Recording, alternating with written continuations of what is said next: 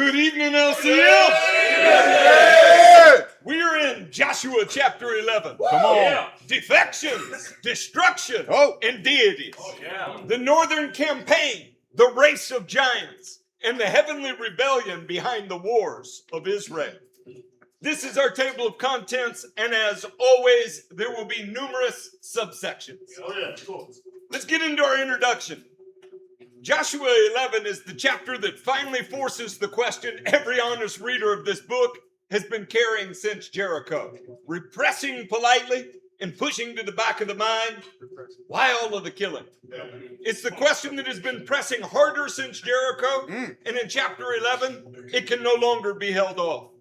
Verse 20 of this chapter says in plain words that it was the Lord himself who hardened their hearts to wage war against Israel so that he might destroy them totally, exterminating them without mercy.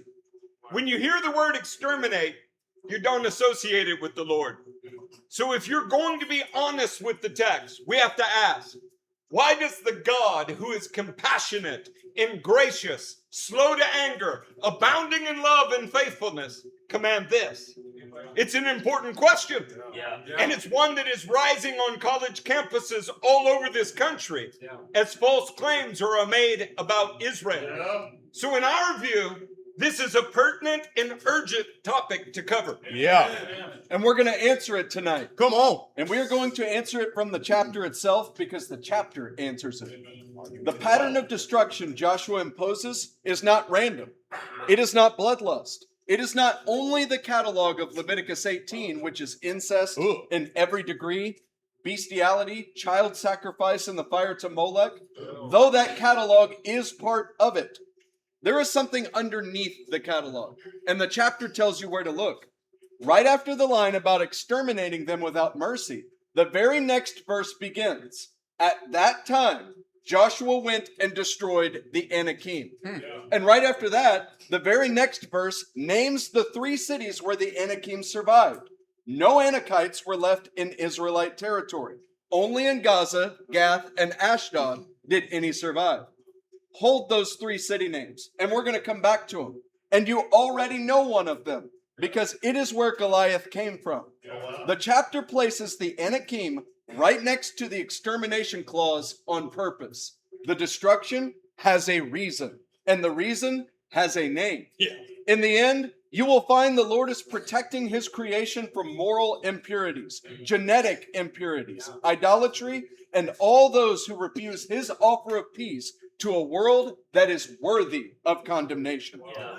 We're going to walk the chapter verse by verse, because that is what this study does. But once we reach verse 21, we're going to follow the chapter's own pointing finger all the way back to Genesis 6, all the way out to the Greek poet Hesiod and the Jewish historian Josephus, and all the way forward to the 5 surviving giants of Gath that David, with 5 smooth stones in his pouch, walked out to finish. The title of this chapter, Defections, Destruction, and Deities, names the 3 movements you are about to walk through. Defections, because there has been a heavenly defection underneath the human one, and the giants in the land are proof of it. Destruction, because once that defection has taken visible form in a race that should not be on the earth, Harem is the only mercy left to the surrounding nations. Deities, because the nations Israel walked into were not worshiping nothing. They were worshiping someone. And the question of who they are worshiping opens a door into the heavens themselves. Mark also how this chapter teaches what chapter 10 did not. Chapter 10 was a wall-to-wall cosmic intervention. The sun standing still, the stones from the sky, the 5 kings in the cave. Chapter 11 is quieter. Even though the Northern Coalition is larger and brings the one weapon Israel does not have, horses and chariots. By every military reckoning, this should have been the harder fight. Yet there is no sun standing still and no hailstones. Only the Lord saying, by this time tomorrow, I will hand all of them over to Israel slain. You are to hamstring their horses and burn their chariots. Joshua marches, falls on them at the waters of Merom, and the Lord gives them into his hand. No cosmic spectacle, just instruction, obedience, and the work. As Carolyn Pressler observes of these two campaigns, no miraculous intervention occurred in the Northern Conquest stories. Rather, God acted indirectly through human beings, reassuring Joshua, instructing him in battle tactics, and issuing commands. The God who stops the sun also gives a battle plan in a sentence and lets his servant go execute it. We will walk the chapter in 4 movements. An introduction to the kind of God who is fighting, a brief review of the South, the chapter verse by verse, and a closing that gathers all the threads. By the end, you should see what the session itself sees, that there is a reason the Lord ordered total harem of these peoples, that the reason runs back to Genesis 6 and forward to the 5 giants David's brothers had to finish off, and that the real war Joshua was fighting was always larger than the one his eyes could see. So let's move to section 2, review. The South subdued and the king who heard. Oh, Lord. The camp had barely settled at Gilgal after the southern campaign. Complete in a single sweep, the loud chapter, wall-to-wall cosmic intervention before another king heard. So many of the kings of this book begin by hearing. Adonizedek heard that Gibeon had defected. Now, 3 verses into chapter 11, Jabin of Hazor hears that the south has fallen, and he acts. What unfolds next is the larger fight, and tonight's chapter is the second installment of the prophetic picture that began in Joshua 10, which is the introduction to the book of Revelation. Let's read the chapter. When Jabin, king of Hazor, heard this, he sent word to Joab, king of Madon, to the king of Shimron, and to Aksaph, and the northern kings who were in the mountains, in the Arabah, south of Kinnereth, in the western foothills, in Naphath Dor, on the west, to the Canaanites in the east and west, to the Amorites, Hittites, Perizzites, and Jebusites in the hill country, and to the Hivites below Hermon in the region of Mizpah. They came out with all of their troops and a large number of horses and chariots, a huge army as numerous as the sand on the seashore. All of these kings joined forces and made camp together at the waters of Merom to fight against Israel. The Lord said to Joshua, "Do not be afraid of them, because by this time tomorrow I will hand all of them over to Israel slain. You are to hamstring the horses and burn their chariots." So Joshua and his whole army came against them suddenly at the waters of Merom and attacked them, and the Lord gave them into the hand of Israel. They defeated them and pursued them all the way to Greater Sidon, to Mizpah, Main, and to the valley of Mizpah on the east, until no survivors were left. Joshua did to them as the Lord had directed. He hamstrung their horses and burned their chariots. At that time, Joshua turned back and captured Hazor and put its kings to the sword. Hazor had been the head of all of these kingdoms. Everyone in it they put to the sword. They totally destroyed them, not sparing anything that breathed, and he burned up Hazor itself. Joshua took all of these royal cities and their kings and put them to the sword. He totally destroyed them, as Moses, the servant of the Lord, had commanded. Yet Israel did not burn any of the cities built on their mounds, except Hazor, which Joshua burned. The Israelites carried off for themselves all of the plunder and livestock of these cities, but all of the people they put to the sword until they completely destroyed them, not sparing anyone that breathed. As the Lord commanded his servant Moses, so Moses commanded Joshua, and Joshua did it. He left nothing undone of all that the Lord commanded Moses. So Joshua took this entire land, the hill country, all of Negev, the whole region of Goshen, the western foothills, the Arabah, and the mountain of Israel with their foothills, from Mount Halak, which rises towards Seir, to Baal Gad in the valley of Lebanon, below Mount Hermon. He captured all of their kings and struck them down, putting them to death.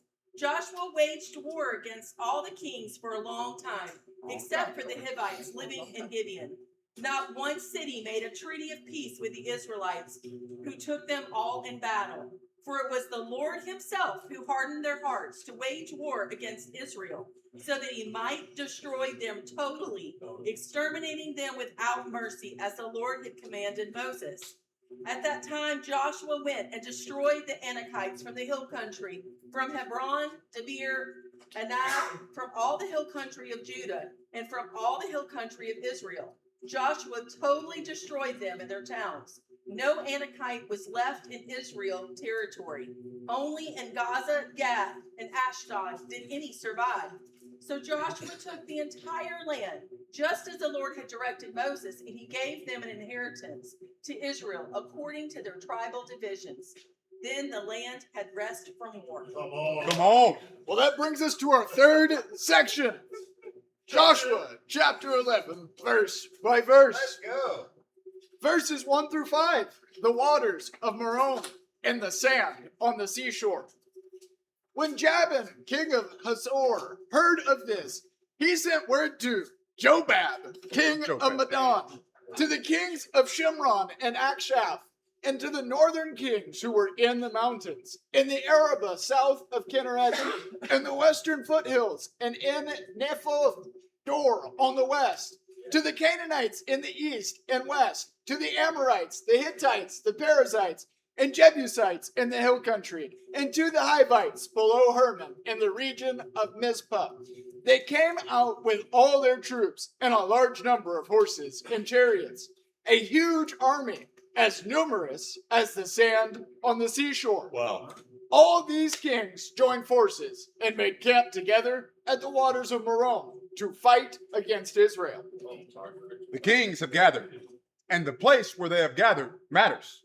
The waters of Merom, whose exact location is debated, sit in Upper Galilee, north of the Sea of Kinneret, at a confluence of streams that flow eventually into the Jordan. Open, well-watered ground, perfect for chariot warfare. Jabin knows what he is doing. He has chosen a battlefield where his cavalry has the advantage. He has summoned every northern king, the majority of the peoples of the standard Canaanite roster, and has put them where their wheels can run. There is no way on the surface of the situation that an infantry army marching up out of Gilgal can prevail at the waters of Merom. The geography itself testifies that the human odds in this chapter are worse than the human odds in chapter 10. Yeah. The Southern Coalition came out one day after the Gibeonites defected. The Northern Coalition has had time to plan, to coordinate, to choose its ground, and to mass its strength. And it is that coalition the Lord intends to break in a single ambush. So hold the geography and the moment together, because both will matter when we reach verse 7. The kings have left their fortified cities, and that's usually a critical mistake. A fortified city is the one place where infantry without engineering equipment has a hard time defeating a defended population. Jabin's choice to come out of Hazor and meet Joshua in the open is the same choice the Amorites made under Adoni-Zedek when they left Jerusalem and the 4 fortified cities of the south to attack Gibeon. It seems the Lord keeps luring the enemy into leaving the one ground that they cannot afford to lose. Why? Because the enemy is not chiefly a strategist. He's chiefly an adversary. He can't tolerate that ground has been taken. He must come out and try. Pride cannot bear to be defeated quietly. It has to come out and try. And one more thing the verse is set up before the Lord speaks. The list of allied peoples is complete. Verse 3 names Canaanites in the east and west, the Amorites, Hittites, Perizzites, and Jebusites in the hill country, and the Hivites below Hermon in the region of Mizpah. That is a significant Canaanite roll call. Yeah, big one. Deuteronomy 7:1 names the Hittites, Girgashites, Amorites, Canaanites, Perizzites, Hivites, and Jebusites. 7 nations larger and stronger than you. The 7 nations of Canaan are not nameless. They are cataloged repeatedly in the books of Moses, and the Northern Coalition contains nearly all of them. Whatever is about to happen at Merom is not a localized skirmish. It is the meeting between the long-promised covenant people and the long-named covenant enemies, all together on one field at one set of waters. Let's go. The whole accumulated opposition of the land of Canaan has decided to stand at one place. That is the kind of moment where in heaven, certain decisions are already made. And the king who summons them is no ordinary chief. Jabin of Hazor sits at the head of the largest city-state in Canaan. The city that verse 10 will frankly call the head of all these nations. His name itself preaches. Yeah. Yavin, which means he discerns, he understands. Yeah. A fitting name for the king of the city that was the brain of the Northern Confederacy. He reads the situation correctly. If he waits, we lose one city at a time as he marches forward. And he does what unregenerate but capable men do. He gathers everyone who can stand against this Joshua, and he gathers them now. And one detail about that name, Jabin, that matters more than it first appears. This is not just the personal name of one king. It is a dynastic title at Hazor. The way Pharaoh is a dynastic title in Egypt. It is a recurring figure, the king of Hazor, with iron chariots oppressing the people of God from the north until a deliverer rises. And it will not finally be put away until Revelation. We will return to that ark in its own movement before the night is over. Hazor itself was by every archaeological measure the dominant urban center of the entire region, covering roughly 200 acres, compared to Megiddo at 14 and Jericho at 8. Wow. Dominating the way of the sea trade artery connecting Egypt to Assyria, Anatolia, and Mesopotamia. When verse 10 frankly calls Hazor the head of all these kingdoms, the archaeology is not fighting with the text. It's confirming it. And the Jewish historian Josephus, working with sources we no longer possess, puts the army that came out of Hazor and her allies at least 300,000 infantry. Wow. 10,000 cavalry and 20,000 chariots. Look, whatever the precise figure, the order of magnitude is the point. This is the largest army in the book of Joshua, gathered at the order of the largest king in the north, ready to fight on the open ground best suited to his own weapon system. And Joshua marches up out of Gilgal to face it. Come on. And then the verse the chapter wants you to feel. They came out with all their troops and a large number of horses and chariots, a huge army as numerous as the sand on the seashore. Where have we heard that? Notice that phrase, because you've definitely heard it before. As numerous as the sand on the seashore. That was the covenant promise. The language the Lord used when he told Abraham, I will surely bless you and make your descendants as numerous as the stars in the sky and as the sand on the seashore. The very imagery of the blessing on Abraham is now being used to describe his enemies. That is what spiritual warfare does. Yeah. It tries to take the very language and the very imagery of the promise and turn it back on the people of the promise. Wow. Look how many we are. Look how many of us are arrayed against you. You are vastly outnumbered. If you have ever stood in a season where the kings stacked against you felt as numerous as the sand on the seashore, recognize the rhetoric. It is the enemy's quotation of God's own promise turned against the promised. And it is precisely at the moment that the enemy can muster the sand on the seashore against you that the Lord steps in to remind you who actually inherits the language. Let's go. And there is one more thing the chapter wants you to feel about this coalition. Yeah. Horses and chariots. Israel did not have them. Yeah. Israel had men and feet Come and on. the ark and a leader who marched all night. The northern coalition rolls into Merom with an armored cavalry corps and the Iron Age equivalent of mechanized armor. Fast, mobile, and lethal on open ground. Yeah. By every reckoning your military advisor would have made, Israel could not win this fight. For sure. Which is why this is the chapter where you find out what kind of God you serve. Come on, man. Verses 6 through 9. By this time tomorrow, hamstrung horses and burned chariots. Joshua 11, 6 through 9.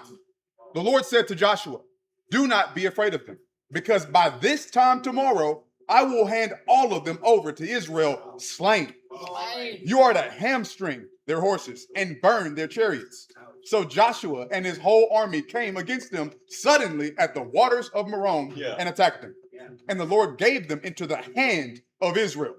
They defeated them and pursued them all the way to greater Sidon, to Mizraim, and to the valley of Mizpah on the east, until no survivors were left. Joshua did to them as the Lord had directed. He hamstrung their horses and burned their chariots. And before you catch the tense of the Lord's promise, Oh, get this. catch the timing of the man's obedience. Now, the Lord says, by this time tomorrow.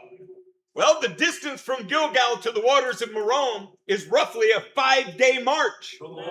Joshua could not have received the word at Gilgal and arrived at Merom in 24 hours, which means the word came to him while he was already on the road. He was not waiting at the camp for orders. He had heard that Jabin was assembling, and he had marched out to meet the coalition without yet having received a direct revelation. The Lord met him en route with the timing and the strategy. As Donald Campbell observes, Joshua did not wait for the battle to come to him. He was, in fact, already marching towards Merom, a 5-day trek from his home base. The man of faith does not sit at the camp until the cloud moves.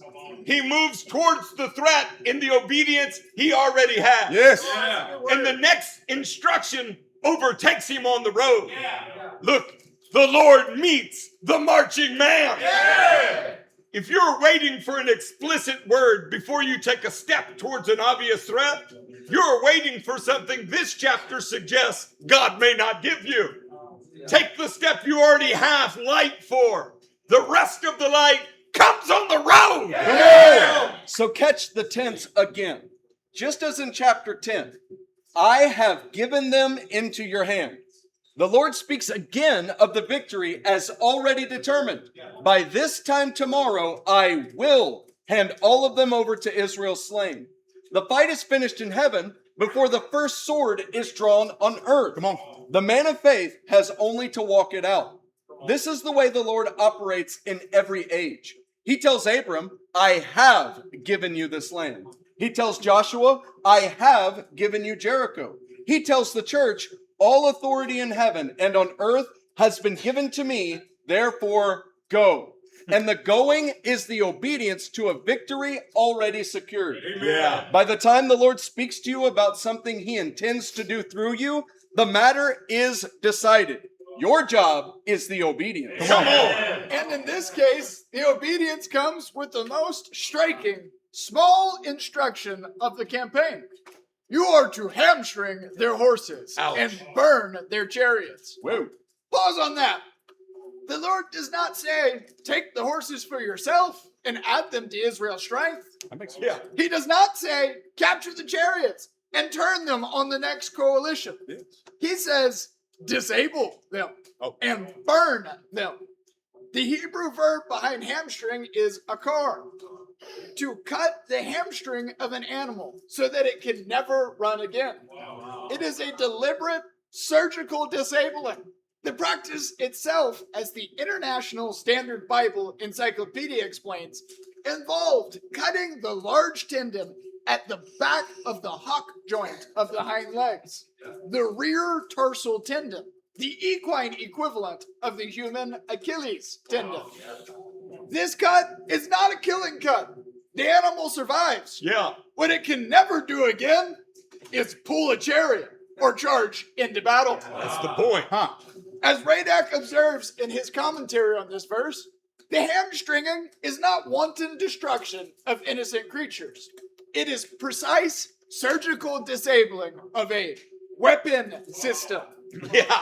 Donkeys and camels in the spoil are not hamstrung because they were not instruments of war. Yeah. The horse is rendered useless without being destroyed. Remove the firing pin. Mercy is applied to the animal. Judgment is applied to the trust the nations had placed in it. So good, Gabe.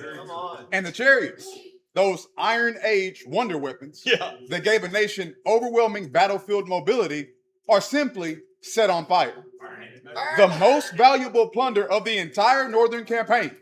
The very thing Israel did not have and could have used. Joshua is commanded to destroy Why? chariots. Why?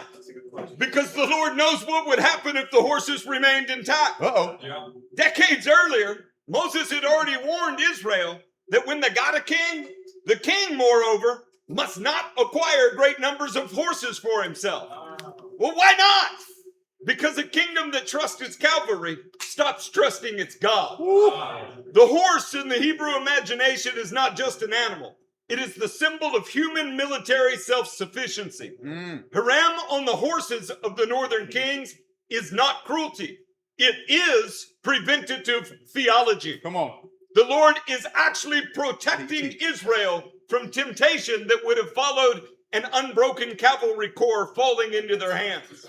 If Joshua had captured those horses and chariots intact, 3 generations later, Israel may have been a chariot trusting power like every Canaanite king before them. That ain't good. And 3 generations after that, the Lord would have had to fight his own people the way he fought Pharaoh.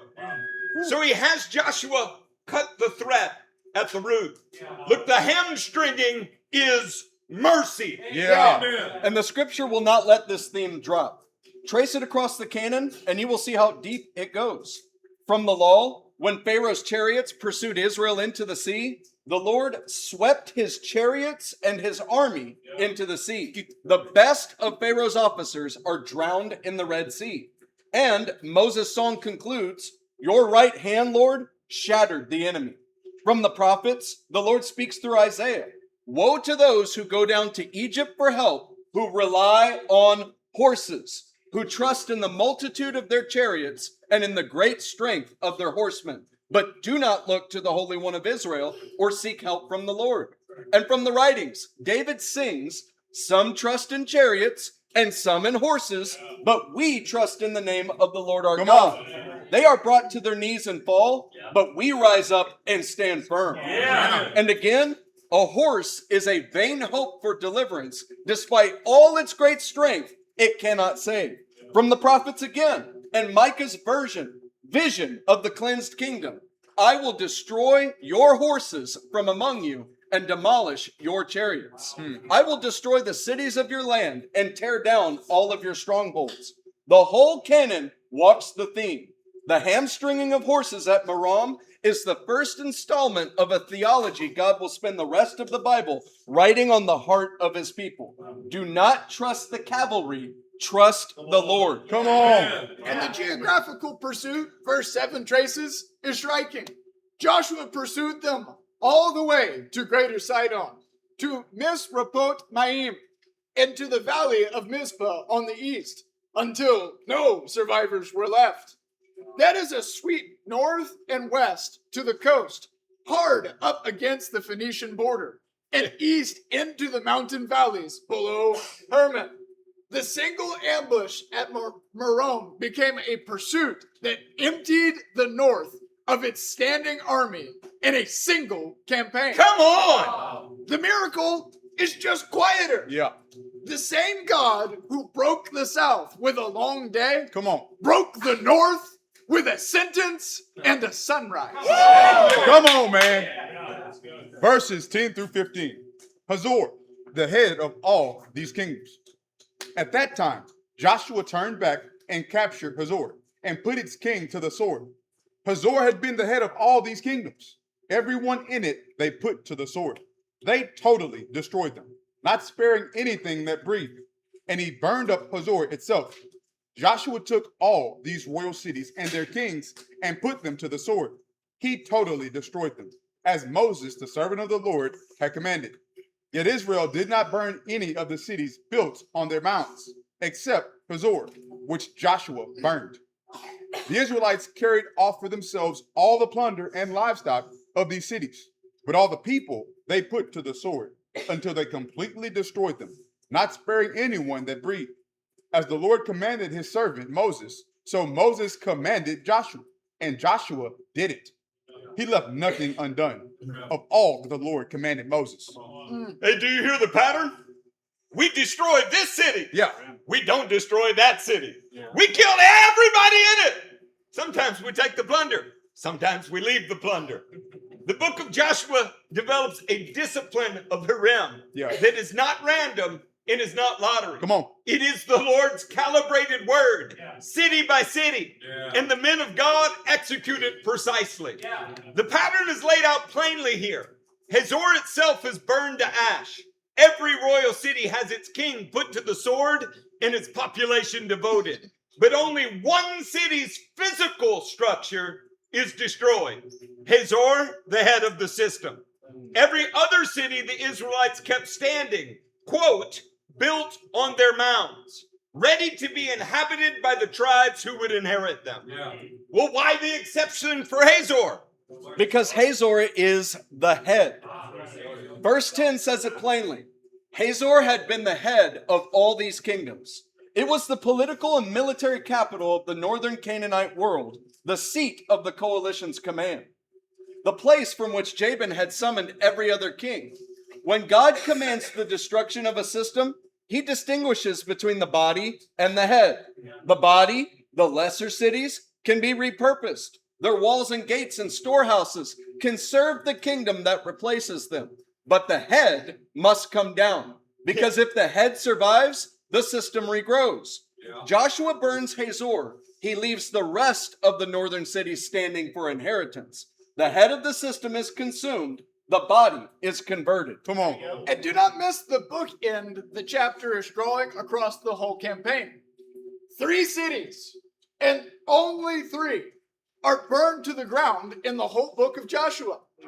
Jericho at the south of the conquest, Ai between, and Hazor at the north. Jericho is the first city Israel meets when it crosses the Jordan. Hazor is the head of the northern coalition that finally stands between Israel and the rest of the land. Jericho and Hazor are the bookends of the conquest. The Lord's dominance asserted from the south of the land to the north of the land. With both bookends consumed by fire. Every other city stands intact for the inheritance. And that intactness is itself a miraculous fulfillment of a specific promise Moses had made years earlier. Tell us. When the Lord your God brings you into the land that he swore to your fathers, to Abraham, to Isaac, and to Jacob to give you, with great and good cities that you did not build, and houses full of all good things that you did not fill, and cisterns that you did not dig, and vineyards and olive trees that you did not plant. Come on. Where are you going to get it? Joshua himself will close his life by retelling the fulfillment. I gave you land on which you had not labored, and cities you had not built, and you dwell in them. You eat the fruit of vineyards and olive orchards that you did not plant. The reason the body of the northern cities is not burned is not softness. It is promise keeping. Come on. The Lord promised to hand Israel ready-made cities. Come on. Like a ready baby. And the burning policy of chapter 11 is calibrated exactly to fulfill the promise. Come on. Hazor burns because Hazor is the head. The rest of the cities stand because Israel was promised by name that they would. And feel the verbs of the chapter's obedience. Joshua totally destroyed them, as Moses, the servant of the Lord, commanded. Joshua 11:15 closes the section even more emphatically. As the Lord commanded his servant Moses, so Moses commanded Joshua, and Joshua did it. He left nothing undone of Wow. all that the Lord commanded Moses. That is the chain. The Lord, Moses, Joshua, with Joshua leaving nothing undone. It is one of the most consequential sentences in the book. Most of us live with a few percent left undone. We did most of what the Lord said. We did the parts that were comfortable. That's good. We did the parts that were visible. And the part we did not finish became the part that fed the next defeat. He left nothing undone, Yeah. is the standard. Amen. When the Lord gives a clear command, the obedience must be total. Partial obedience is disobedience with a smile on his face. I did it all day. And there is one more thing the careful reader must notice in verse 15, because it makes a theological point the rest of Scripture never lets go of. The chain of authority is Lord, Moses, Joshua. Notice that Joshua, who has just had the Lord speak to him directly in verse 6, I mean, by this time tomorrow, I will hand all of them over to Israel slain, is still understood in verse 15 as obeying Moses. Yeah. The fresh word of the Lord to Joshua does not erase the inherited word of the Lord through Moses. It confirms it. This is exactly how the Spirit speaks today. Come on. The Lord may give you a fresh word, a personal instruction, a specific timing, but it never contradicts and never replaces the inherited word He has already spoken through the Scriptures. Every fresh word builds on the foundational word. The fresh word fulfills the inherited word. It does not displace it. Any fresh word that bypasses Scripture is not from the Lord. Joshua's direct revelation in verse 6 and his obedience to Moses in verse 15 are the same obedience, because the same God spoke both. Come on. Moving to verses 16 through 20. The long war and the hardened hearts. So Joshua took this entire land, the hill country, all the Negev, the whole region of Goshen, the western foothills, the Arabah, and the mountains of Israel with their foothills, from Mount Halak, which rises towards Seir, to Baal-Gad in the valley of Lebanon below Mount Hermon. He captured all their kings and put them to death. Joshua waged war against all these kings for a long time, except for the Hivites living in Gibeon. Not one city made a treaty of peace with the Israelites, who took them all in battle. For it was the Lord himself who hardened their hearts to wage war against Israel, so that he might destroy them totally, exterminating them without mercy, as the Lord had commanded Moses. Two phrases in this paragraph deserve to be lifted out and held up to the light. Yeah. Because the chapter pivots on them. The first, Joshua waged war against all these kings for a long time. Long time. Long time.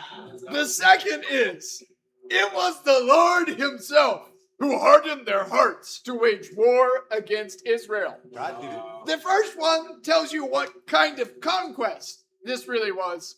The second one tells you what kind of God this really is. Yeah. And most readers skim over both. Yeah. Let's start with a long time. Long time. Chapter 10 was the dramatic chapter.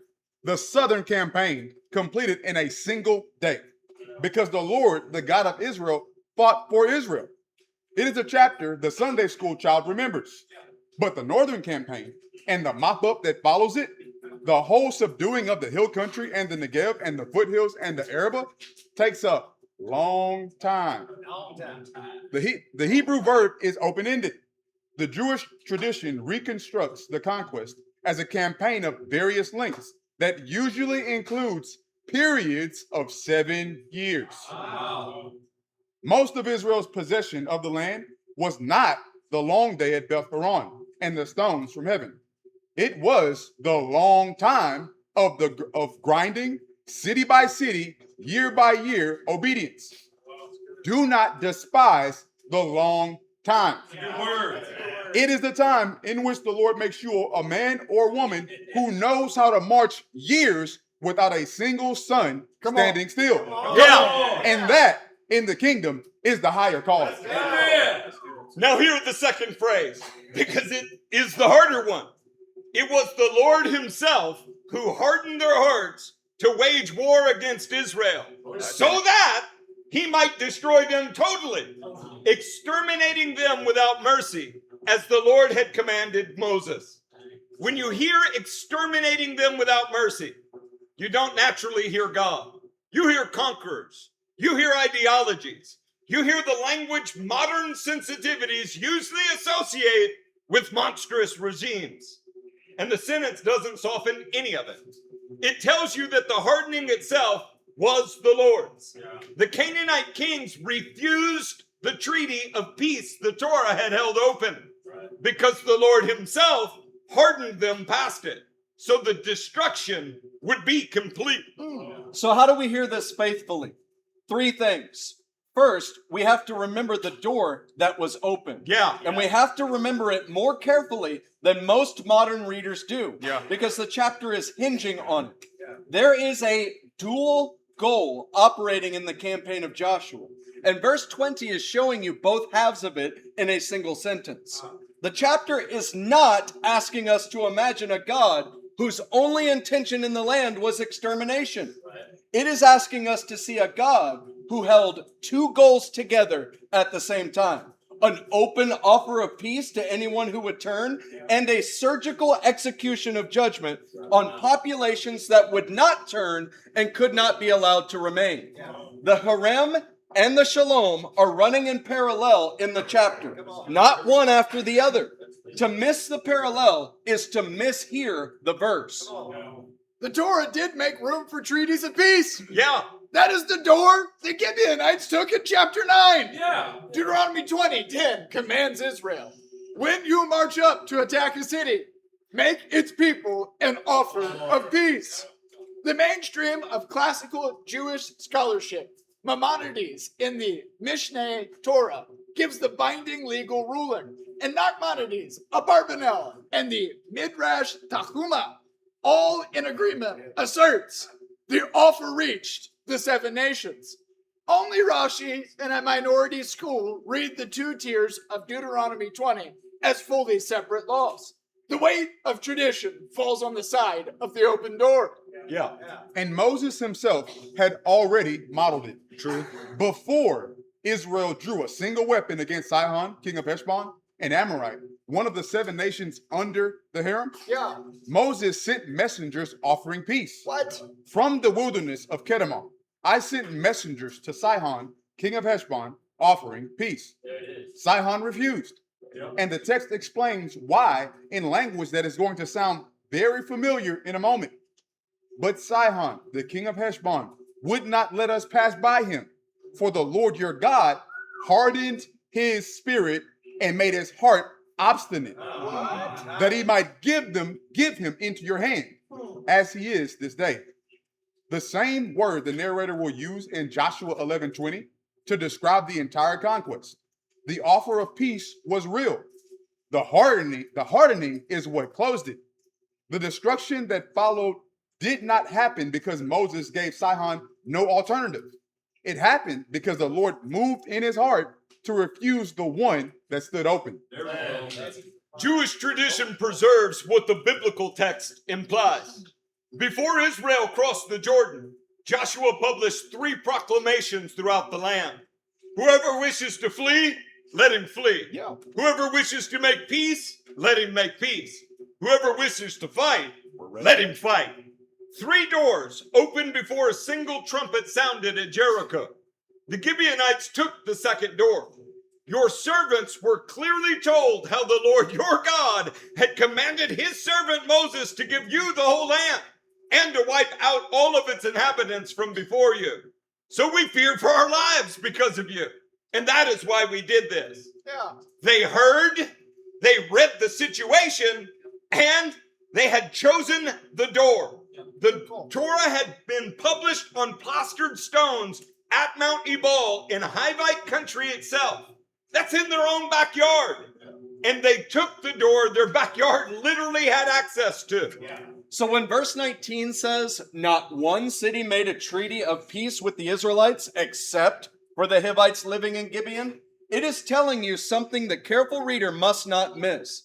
Peace was a real, available outcome. The other cities were actively declining. As Abarbanel infers from this verse, Israel would have accepted peace offers from any of the 7 nations had they been offered. Do it now. The hardening did not foreclose the offer, it foreclosed the acceptance.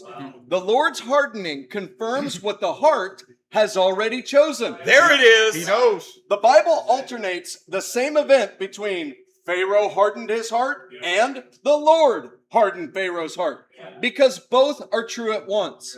The Canaanite kings were not lost because the door was shut. They were lost because they slammed it. Oh, there it is. The Northern Coalition heard the same proclamations the Gibeonites heard and chose to march out with horses and chariots rather than walk in with worn sandals and dried bread.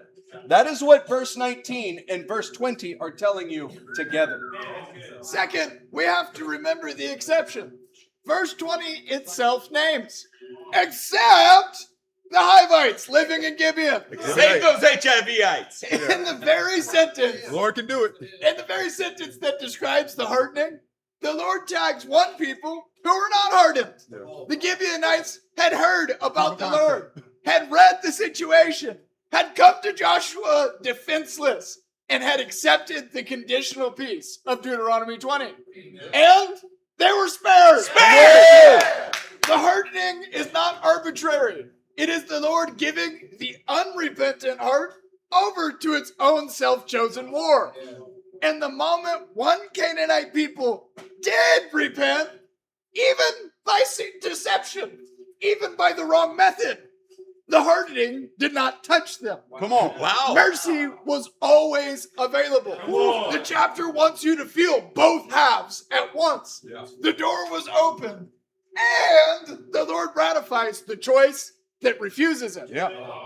Third, and the deepest of the three. Let's go. The hardening was a mercy to everyone else. Yes. The kings who refused the offer of peace ruled cities containing populations that should not have been on the earth. Yeah. Left alive, those populations would have done to the next generation of Israel what the Anakim had already done to the first, terrified them out of obedience, and left the whole project of redemptive history dead in the desert. The Lord's hardening was not cruelty toward the Canaanites. It was protection of the redemptive line. Yeah. The next 2 verses make it explicit. Well, then let's read them. Verses 21 through 23. At that time, Joshua cut off the Anakim. Here we go. At that time, Joshua went and destroyed the Anakites from the hill country, from Hebron, Debir, and Anab, from all the hill country of Judah, and from the hill country of Israel. Joshua totally destroyed them and their towns. No Anakites were left in Israelite territory. Only in Gaza, Gath, and Ashdod did any survive. So Joshua took the entire land, just as the Lord directed Moses, and he gave it as an inheritance to Israel according to their tribal divisions. Then the land had rest from war. Here is the hinge of the chapter, and the door it opens is enormous. The narrator has spent 20 verses describing the Northern Coalition, the waters of Merom, the burning of Hazor, the long war, and the hardened hearts. And then, in the very next breath, after the line about exterminating them without mercy, he says, at that time Joshua went and destroyed the Anakites. That's interesting. The Anakim. The chapter has been pointing at them the whole time, and now it names them. Hebron, Debir, Anab, all the hill country of Judah and Israel emptied of Anakim. Amen. Then the verse, the rest of biblical history depends on. No Anakites were left in Israelite territory. Only in Gaza, Gath, and Ashdod did any survive. Read those 3 city names with modern eyes. Yeah. Gaza, Gath, and Ashdod. On Fox News now. These are the three Philistine cities of the southwest coast. And you already know one of them because centuries after this verse, a giant from Gath named Goliath walked out of those very ranges to defy the armies of the living God. The chapter is telling you in writing where the rest of Israel's giant problem will keep coming from. From the three cities Joshua did not finish. And if those three names sound oddly familiar in another way, Gaza in particular has been the subject of daily discussions since the October massacre of Jews. Yeah. That is not a coincidence either. These three cities are under Palestinian control today. Philistine. They are the seat from which rockets and RPGs have been fired at Israel within the last calendar year. These are the population centers the Iron Dome was built specifically to defend Israel against. Wow. They are the heart of the world's institutionalized hostility towards the Jewish people.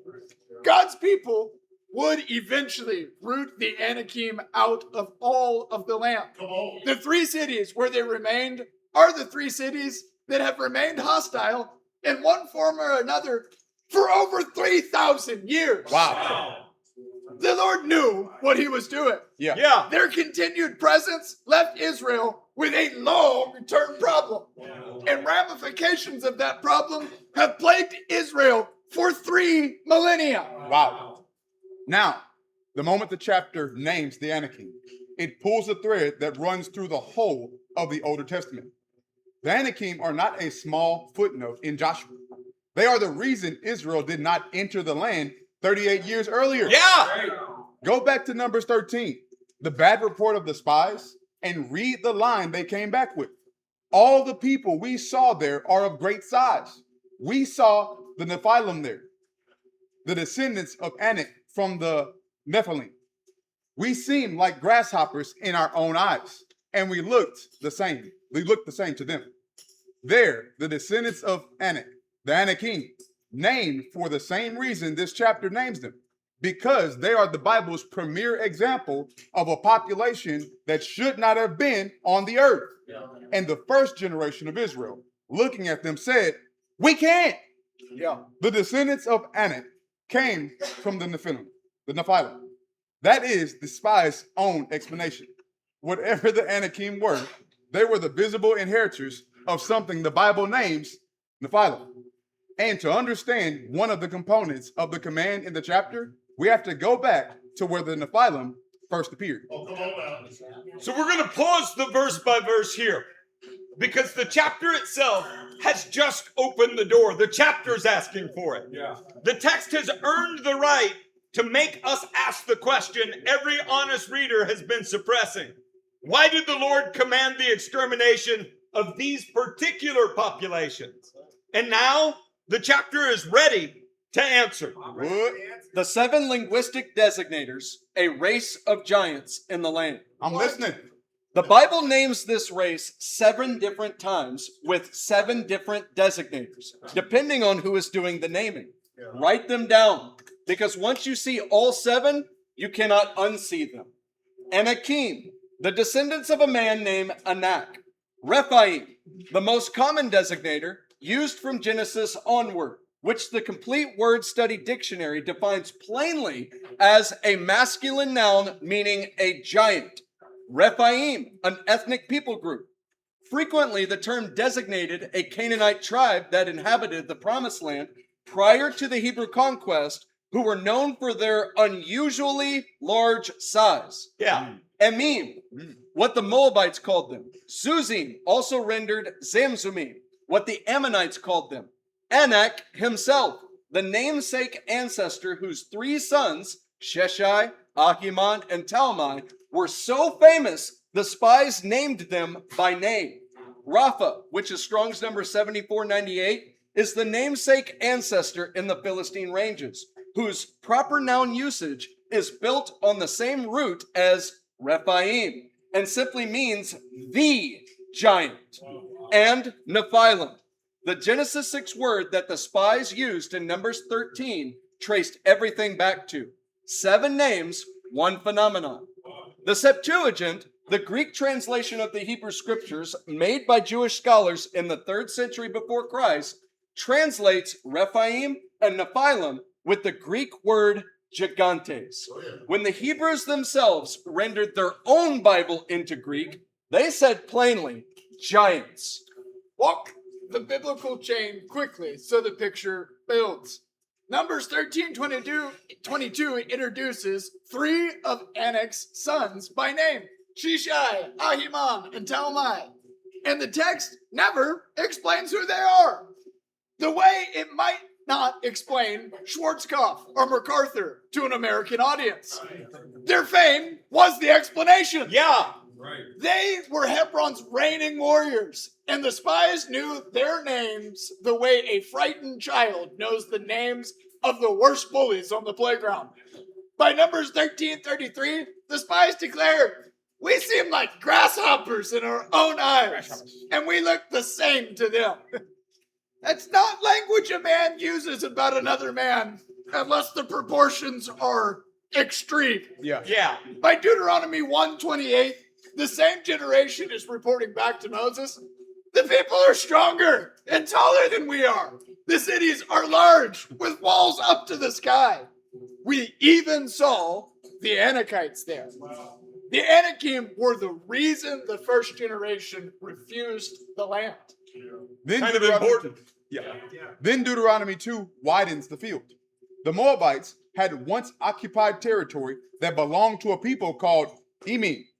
The Emites used to live there, a people strong and numerous, and as tall as the Anakites. What? Like the Anakites, they too were considered Rephaites, but the Moabites called them Emites, and the Ammonites faced the same. That too was considered a land of the Rephaites, but the Ammonites called them Zamzumites. They were a people strong and numerous, and as tall as the Anakites. 2 more peoples, 2 more local names for the same race, all of them strong, numerous, and as tall as the Anakites. Then comes the punctuation. Deuteronomy 3:11.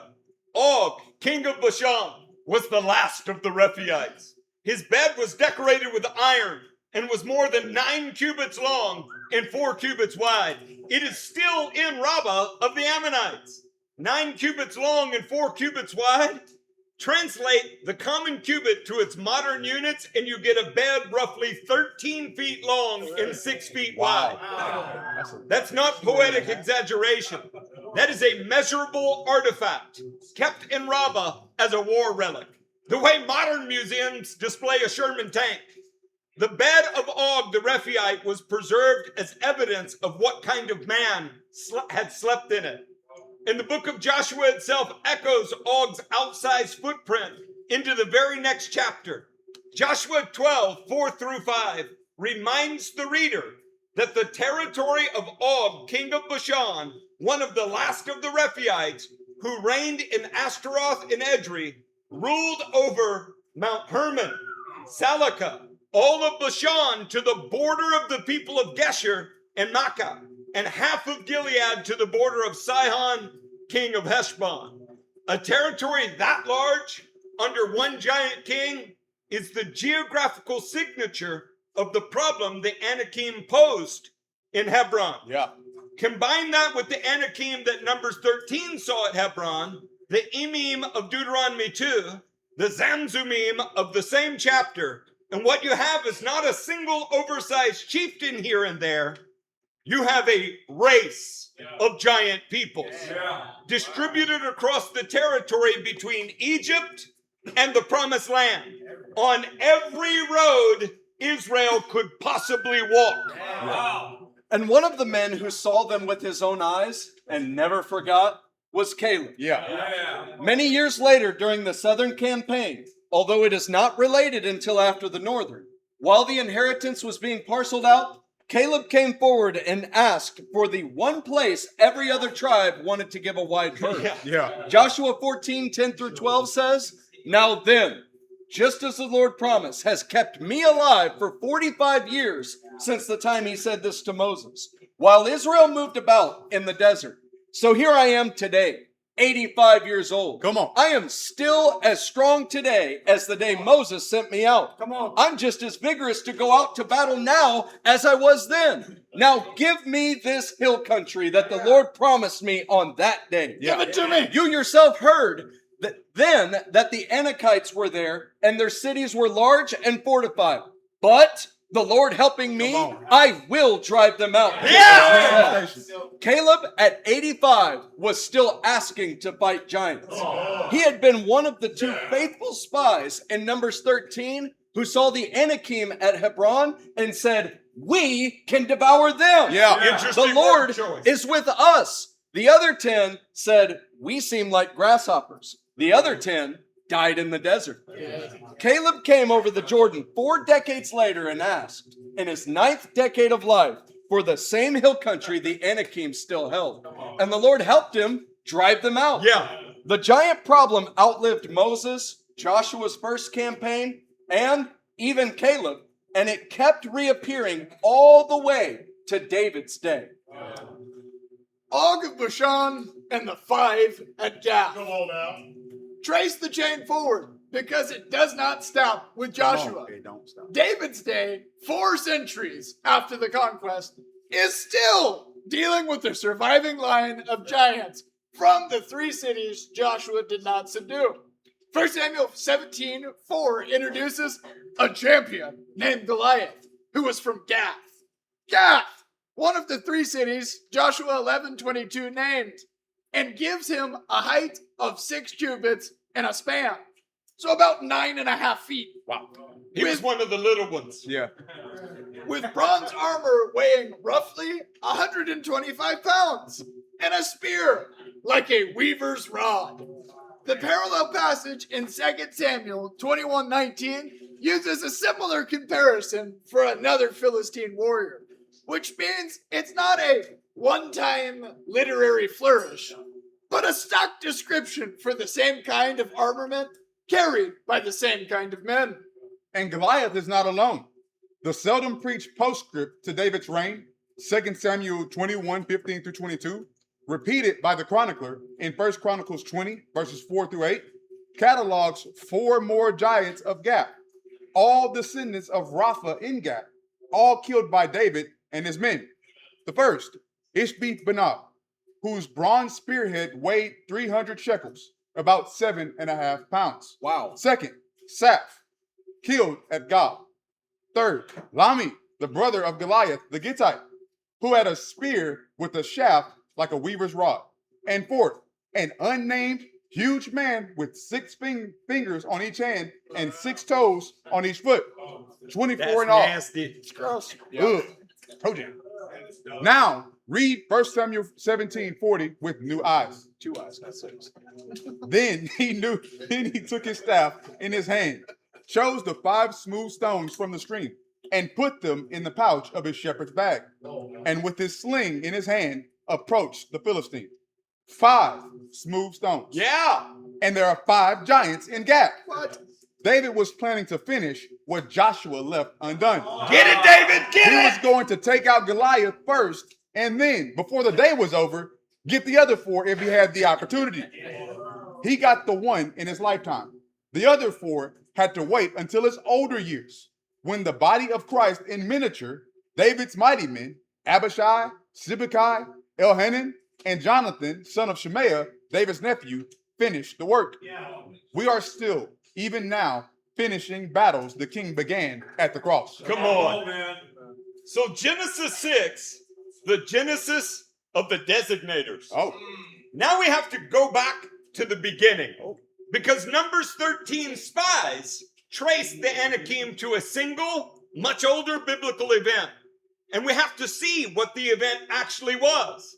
Genesis 6 in verse 1. When human beings began to increase in number on the earth, and daughters were born to them, the sons of God saw that the daughters of humans were beautiful, and they married any of them they chose.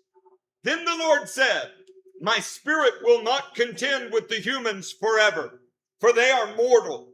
Their days will be 120 years.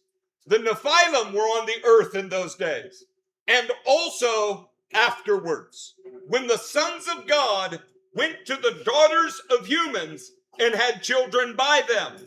They were the heroes of old, men of renown. Two phrases in those 4 verses split centuries of theology. The sons of God, the B'nai Ha-Elohim, and the daughters of humans, the Benot Ha-Adam. The verses set the two parties in contrast, naming them by different father names. The offspring of one origin married the offspring of another. B'nai Elohim, the celestial, on one side, Benot Adam, the terrestrial, on the other. Unless there be any doubt about who the B'nai Ha-Elohim are, Job uses the very same phrase 3 times to mean heavenly beings in the divine assembly. Quote, now there was a day when the sons of God, the B'nai Ha-Elohim, came to present themselves before the Lord, and Satan also came among them. The phrase, in its consistent biblical usage, names celestial beings. Genesis 6 is describing a defection. And whatever the Nephilim are, they are the product of that defection. Yeah, The Hebrew word is from the verbal root nephal, which means to fall. The Nephilim are the fallen ones. And that is exactly how New Unger's Bible Dictionary defines the term. The form of the Hebrew word denotes a plural verbal adjective or a noun of passive signification. Certainly from nephal, to fall, so that the connotation is the fallen ones, clearly meaning the unnatural offspring that were on the earth in the years before the flood. Genesis 6 then calls them heroes of old, men of renown. And read those words carefully. yeah. Renown is not a moral category. No. It's a category of recognition. You could be renowned for a lot of things. The difference between famous and infamous is only the moral judgment a culture chooses to attach to that recognition. The Nephilim were renowned. The chapter does not say they were renowned for good. Yeah. And not for long. And the moral assessment of God immediately after the verse that introduces them is Yeah. total. The Lord saw how great the wickedness of the human race had become on the earth, and that every inclination of the thoughts of the human heart was only evil all the time. The Lord regretted that he had made human beings on the earth, and his heart was deeply troubled. The Nephilim were renowned, and God was grieved. Yeah. Wow. And the verse the spies in Numbers 13 lean on is verse 4's quietly devastating phrase. The Nephilim were on the earth in those days, and also afterwards. And also afterwards. The flood did not end them. Whatever mechanism produced the original Nephilim happened again. Yeah. After the flood, and produced the second generation of giants, the Anakim, the Rephaim, the Emim, the Zumi, the line that runs all the way to Og's iron bed and Goliath's bronze armor. The spies were right. We saw the Nephilim there. The descendants of Anak come from the Nephilim. Let's talk about Hermon, the mountain whose name is Herem. Before we leave Genesis 6, hear what the very mountain Joshua's coalition is mustering beneath has long been understood to be. The chapter has named it twice already. Quote, the Hivites below Hermon in the region of Mitzpah. That was in the 3rd verse. And to Baal Gad in the valley of Lebanon below Mount Hermon. That was in the 17th verse. And it will name it a 3rd time in the next chapter. The mountain is everywhere in the geography of the northern campaign. And that is not just landscape. That is signal. Yeah.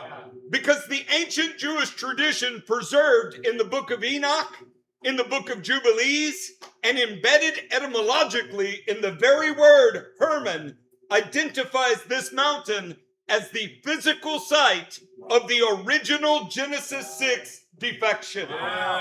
Listen to 1 Enoch 6 on this event.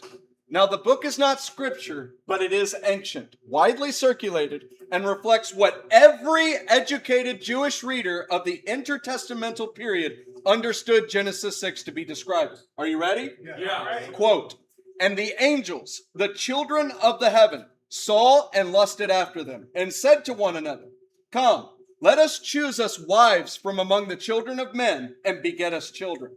And Semjaza, who was their leader, said unto them, I fear ye will not indeed agree to do this deed, and I alone shall have to pay the penalty of a great sin. And they all answered him and said, Let us all swear an oath, and all bind ourselves by mutual imprecations not to abandon this plan, but to do this thing. Then swear they all together, and bound themselves by mutual imprecations upon it. And they were in all 200, who descended in the days of Jared on the summit of Mount Hermon. And they called it Mount Hermon, because they had sworn and bound themselves by mutual imprecations upon it. Read that last clause again with me. They called it Mount Hermon, because they had sworn and bound themselves by mutual imprecations upon it. The mountain is named after the oath the fallen ones swore on it. That is what the ancient Jewish reader heard in the very name of the mountain.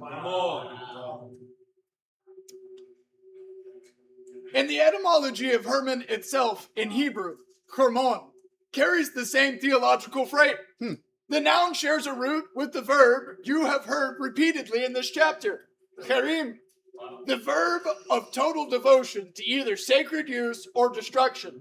As Michael Heiser observes, while pointing to the destruction aspects, just the name Hermon would have caught the attention of Israelite and Jewish readers. In Hebrew, it is pronounced Hermon. The noun has the same root as a verb that is of central importance in Deuteronomy 3 and the conquest narrative. Haram, to devote to destruction. This is the distinct verb of holy war, the verb of extermination. It has deep theological meaning, a meaning explicitly connected to the giant clans God commanded Joshua and his armies to eradicate.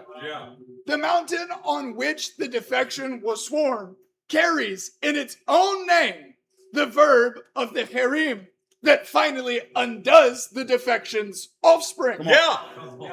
Hermon is the mountain whose name is Harim. Wow. And Joshua is the man the Lord raised up to do Harim in its shadow.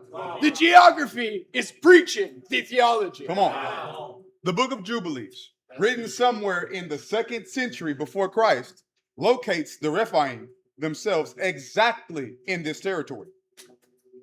But before, they used to call the land of Gilead the land of Rephaim, for it was the land of the Rephaim, and the Rephaim were born there. Giants whose height was 10, 9, 8 down to 7 cubits. Do that math. Yeah. And their like 2 stories tall. And their habitation was from the land of the children of Ammon to Mount Hermon. And the seats of their kingdoms were Karnaim and Ashtaroth and Edrei and Mesur and Beon. And the Lord destroyed them because of the evil of their deeds, for they were very malignant.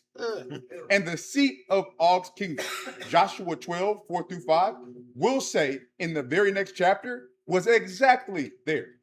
The territory of Og, king of Bashan, of the last of the Rephaites, who reigned in Ashtaroth and Edrei, ruled over Mount Hermon, Salika, all of Bashan to the border of the people of Geshur and Makkah.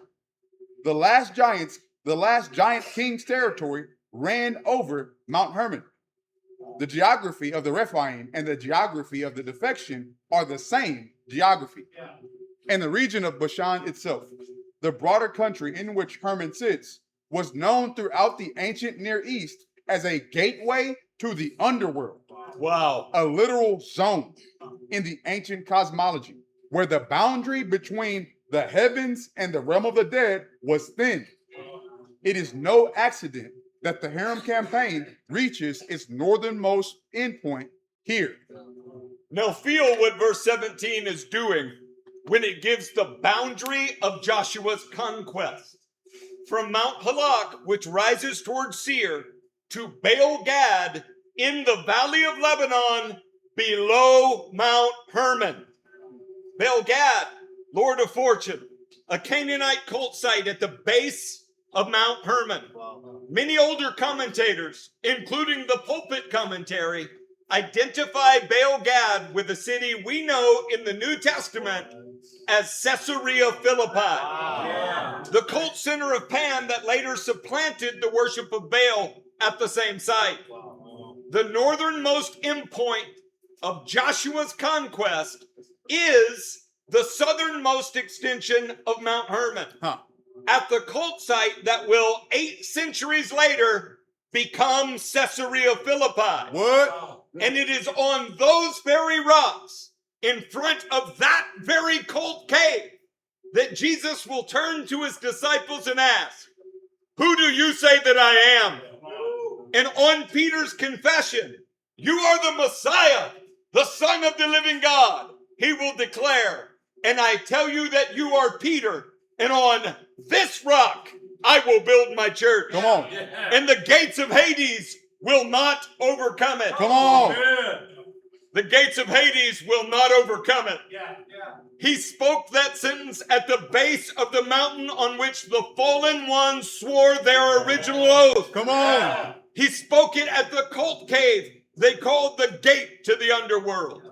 The greater Joshua stood where the lesser Joshua's conquest ended. Come on. And he declared the church into being on or against the very rock that had been the cult rock of the defection itself. Come on. The harem of Joshua reaches Hermon. Yeah. The church of the greater Joshua is founded at Hermon. Come on. The chapters are talking to each other across millennia. Wow. And one more thread.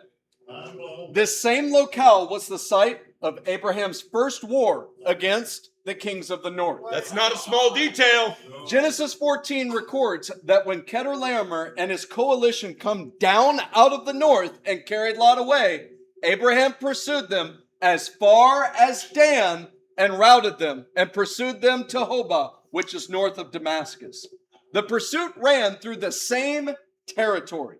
The mud brick fortress, which is Tel Dan, right there, identified by modern archaeologists as the staging ground for that battle, sits about 5 miles from the site that would later be Caesarea Philippi. How about that? The Northern War of Abraham happened here. Joshua's northern conquest ends here. Jesus' first declaration of the church happens here. The prophetic cycle keeps coming back to the same ground. Hermon is the recurring stage on which the heavenly war takes its visible form. Pay attention to it every time it shows up in the text. It is never there for decoration. Come on. Now let's talk about Noah's 2 qualities. Yeah. Sadiq and Tamim. There is one more piece of the Genesis 6 puzzle that the careful Hebrew reader does not miss.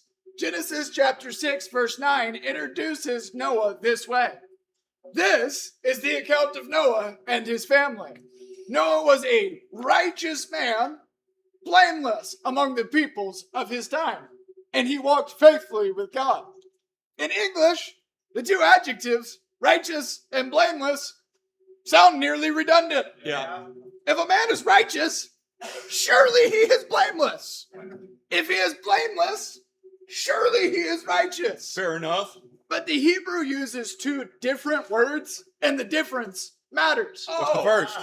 Sadiq is the first word, a moral, ethical adjective, meaning just or righteous.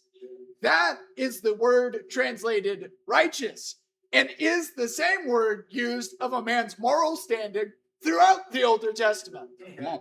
Tamim is the second word, and tamim most commonly describes not a moral state, but a physical state. It is the word repeatedly applied to sacrificial animals who must be presented without blemish, without physical defect, without spot, physically whole.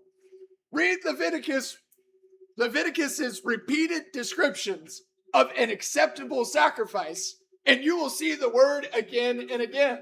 Your animal must be without defect. To me, a male a year old. Now ask the question, did Noah's goat need to be morally pure for the sacrifice to count? Nah, of course not.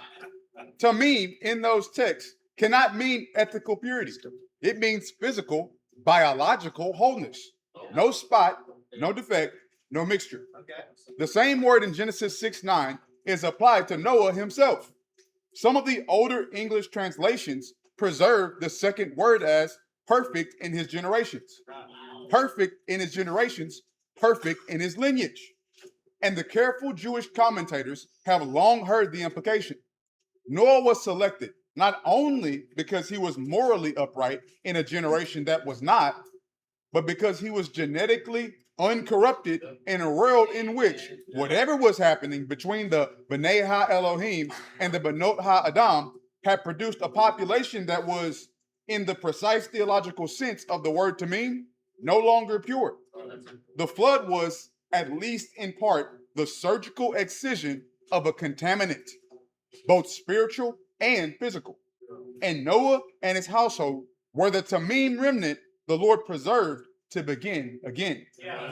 Look, you don't have to agree with every implication of that reading to feel the weight of what the chapter is teaching. Whatever Genesis 6:1-4 describes, and the ancient world had no doubt about it, it was something so corrupted that the Lord judged the entire earth to put an end to it. Wow. And verse 4 said, the Nephilim were on the earth also afterwards. Which is exactly why Joshua had to fight what he fought. Root out what he rooted out. And exterminate without mercy what he exterminated. And every generation that kept them alive, I mean, Saul couldn't face him. David's nephews had to finish him. Bears witness to how serious the threat to the redemptive line really was. Wow. Let's take a look at the ancient witnesses. Let's do that. And if any of this feels too far afield for one chapter, hear the ancient witnesses. Because the strange thing about Genesis 6 is that everybody outside the Bible knew exactly what it was talking about. Yeah. And only modern Christian readers have learned to read past it. Three witnesses, each independent of the others, all converging on the same picture. Are you ready?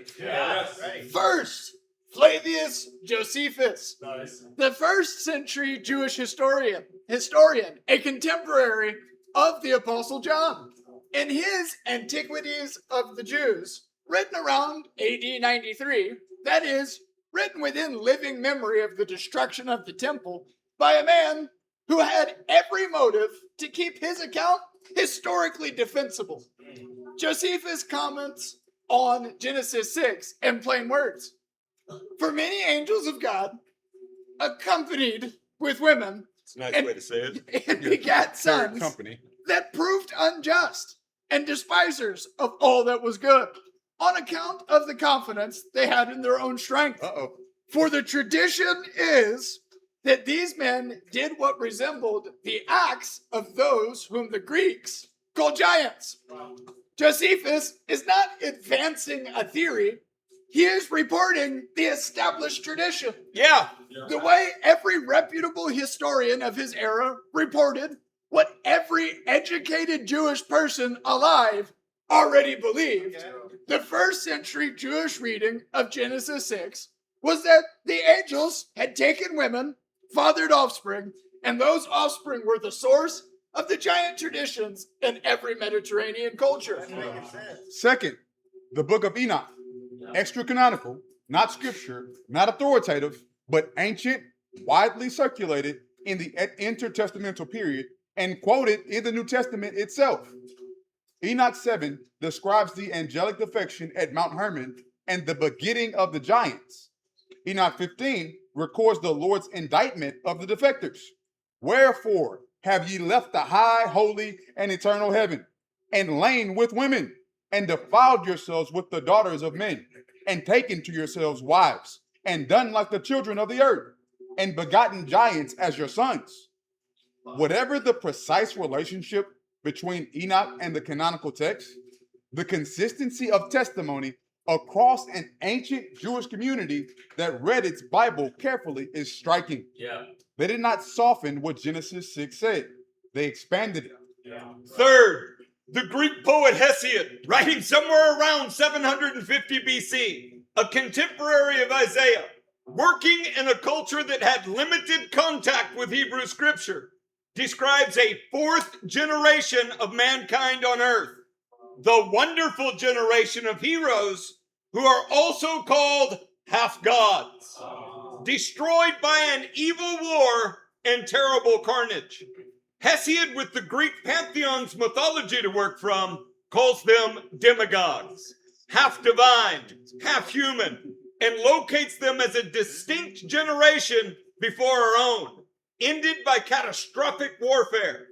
The same essential picture, a hybrid generation, larger than ordinary men, judged out of existence by divine action.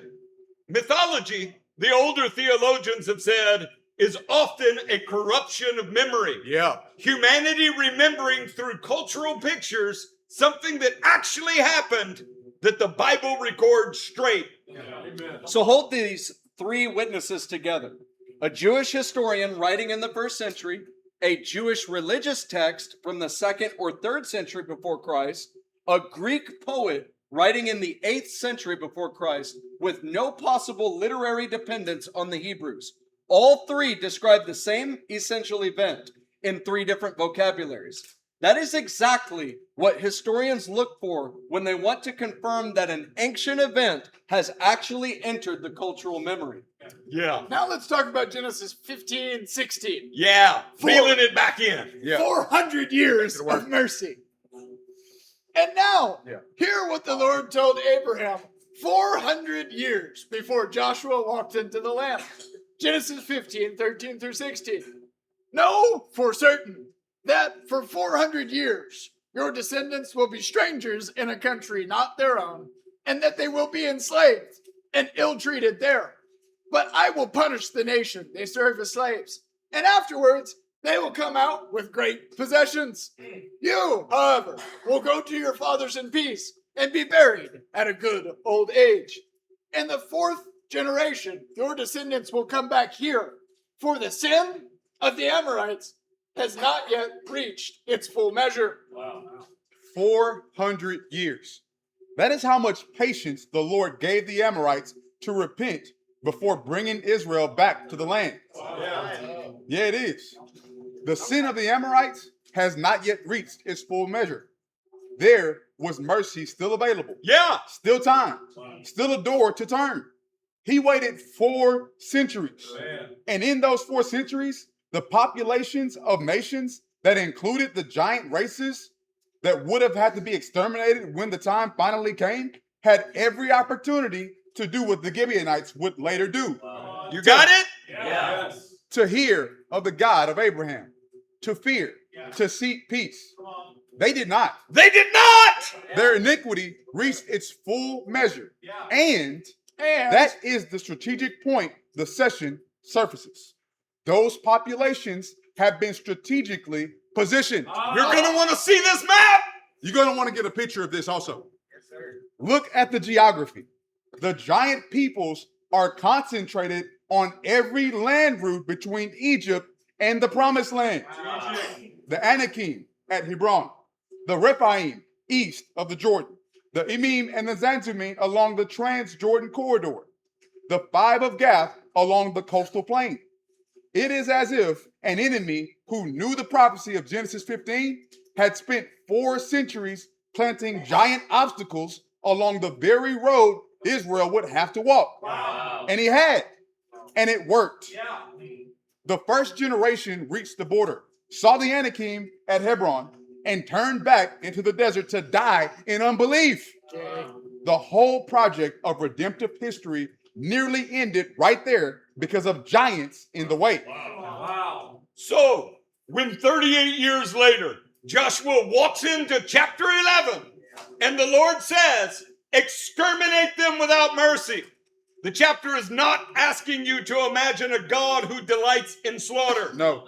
The chapter is asking you to envision a God who has waited 400 years. Come on. Watched his mercy refuse. Seen what the giant populations did to his first generation. Yeah. And now intends to make sure no second generation of Israel ever has to face Come him on. again. He knows. That is why the surrounding nations were left alone Yeah. when they were destroying the giants in their own country. You're my enemy. Deuteronomy 2 explicitly forbids Israel from harassing Moab and Ammon as they pass through, because those nations were driving out giants on their own side. Yeah. The Lord destroyed them from before the Ammonites, who drove them out and settled them in their place. When the Moabites and the Ammonites, peoples Israel had every reason to distrust, were doing the right thing about the giant populations, the Lord said, do not interfere. Yeah. The harem was always about something larger than the human politics of one valley. So why? Why total extermination?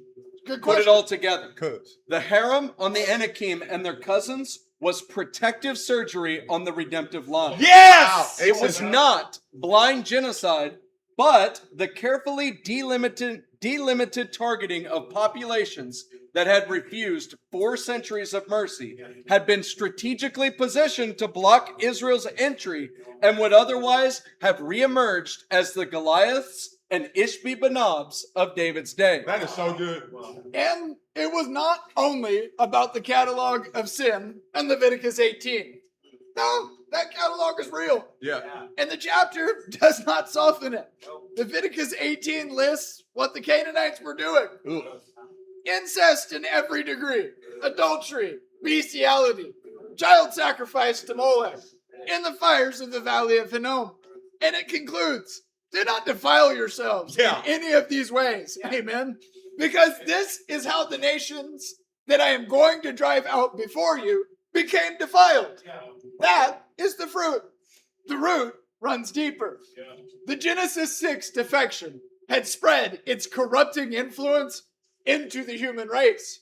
And the result was both a moral corruption and, by ancient testimony, a biological one.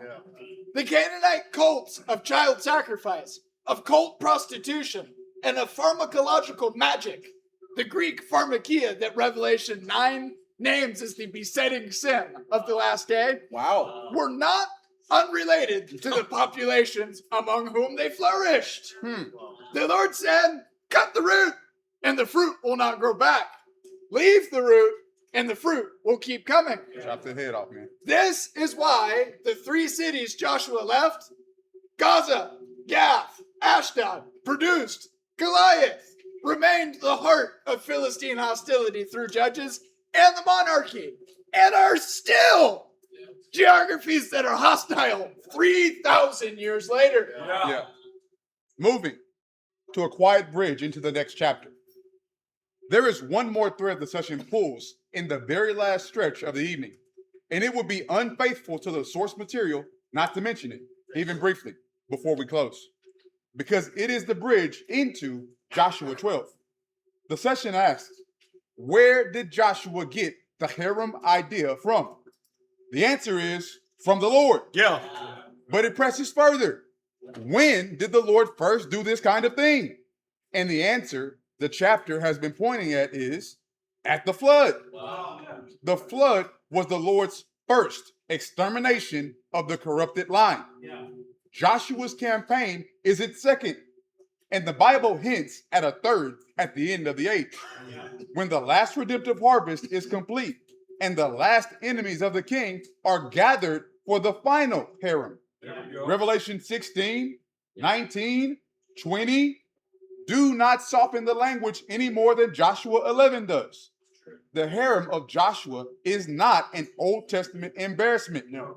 It is the rehearsal for the final judgment, where mercy will have run its course and grace will have done its work, and the kingdom of God will at last be all in all. Let's use these last 26 minutes well. Let's talk about the kings of the north and the pattern Joshua plants from the chapter we're doing tonight. And before the chapter closes with its quiet final sentence, hold one more arc up to the light. Because what Joshua does at the waters of Merom is the first installment of a prophetic pattern that runs through the rest of the Older Testament, the whole of the Newer, and out to the last battle of Revelation. Joshua is not just the man who finishes the conquest. Following Abraham in Genesis 14, Joshua is the man who plants the silhouette of the final battle. And the silhouette has a name. It's called the Kings of the North. So begin with the geography. Israel sits at the southwest end of the Fertile Crescent. Desert east, sea west. There is one corridor by which an army from Mesopotamia, Anatolia, or Syria can reach her. And it drops down out of Lebanon past the slopes of Hermon through the very valleys in which the Northern Coalition has just been broken. Yeah. Every invader of the Older Testament, whether Assyrian, Babylonian, Greek, or Roman, comes that way. The prophets pick the direction up and never let it go. Hear Jeremiah's opening visions. After the almond branch, the Lord vigilantly watching to perform his word, Jeremiah sees a boiling pot tipping over from the north. What do you see? I see a pot that is boiling. I answered, it is tilting toward us from the north. The Lord said to me, from the north, disaster will be poured out on all who live in the land. I am about to summon all the peoples of the northern kingdoms, declares the Lord. Their kings will come and set up their thrones in the entrance of the gates of Jerusalem. Wow. The boiling pot tips from the north. Yeah. All the peoples of the northern kingdoms come and set their thrones at Jerusalem's gate. This is not one event. This is the recurring direction of invasion planted in the prophets calling vision. And Jeremiah 6 walks the pattern in a 3-beat rhythm. Army from the north, verse 22. Labor pains, verse 24. Mourning as for an only son, verse 26. Matthew 24 walks the same rhythm. Wars, birth pains, the abomination, and all the tribes of the earth will mourn. The Olivet Discourse is preaching Jeremiah 6, and Jeremiah 6 was preaching the cycle Joshua planted at Merom. Zechariah 12, 10 through 11 closes the rhythm, where the prophets always close it. Israel looking on him who they pierced, and mourning as for an only son. The northern invasion is both judgment and the front door of restoration. That's good. So read Jeremiah 25, where the prophet is made to pour the cup of God's wrath out to one nation after a nation. All the kings of Uz, all the kings of the Philistines, those of Ashkelon, Gaza, Ekron, and the people left at Ashdod. Guess those last 3 names. Yeah. The same 3 cities, verse 22 of our chapter, named as the survivors. And all the kingdoms on the face of the earth. And after all of them, the king of Shishak, or Babylon, will drink it too.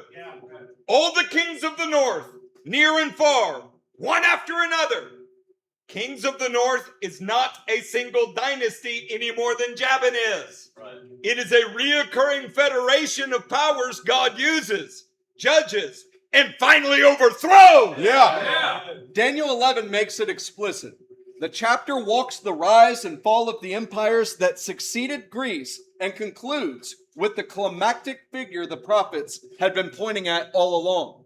The king of the north who finally invades the beautiful land. Quote, at the time of the end, the king of the south will engage him in battle, and the king of the north will storm out against him. He will invade many countries and sweep through them like a flood. He will also invade the beautiful land. The lowercase kings of the north in Joshua become the capital K king of the north in Daniel's end time vision. The pattern Joshua planted at Merom is the pattern Daniel sees at the end. Yeah. And then comes the most striking turn.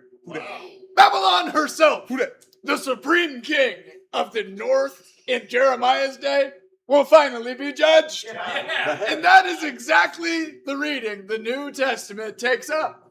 Half of the canonical Newer Testament quotations of Jeremiah are found in Revelation. Wow. In the fall of Babylon the Great in Revelation 17 through 18 mirrors Jeremiah 50 through 51 nearly word for word. Yeah.